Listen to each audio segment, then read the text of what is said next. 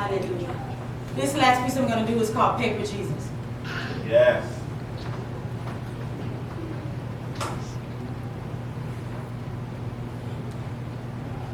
I grew up attending Sunday school, where they taught us about this blonde-haired, blue-eyed Jesus. They say his hair was like sheep's wool, skin the color of crushed olives kissed by the African sun. They told stories of his virgin mother who bore him in a manger, and of wise men who sought him while kings tried to kill him. I remember tales of water becoming wine, the forgiving of sin and the opening of blinded eyes. They say he was a carpenter but also a king, a prophet but also a fisher of men who one day crucified him.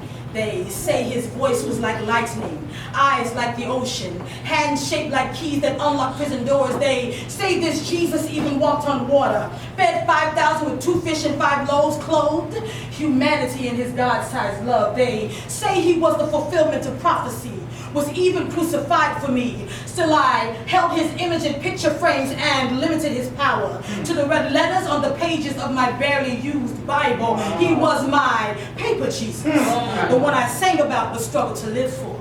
See, like a modern day Pharisee, I refused to see that the salvation Jesus offered was actually for me. So I continued my pursuit of happiness until religion got old. My heart grew cold and I could no longer pretend or blend in.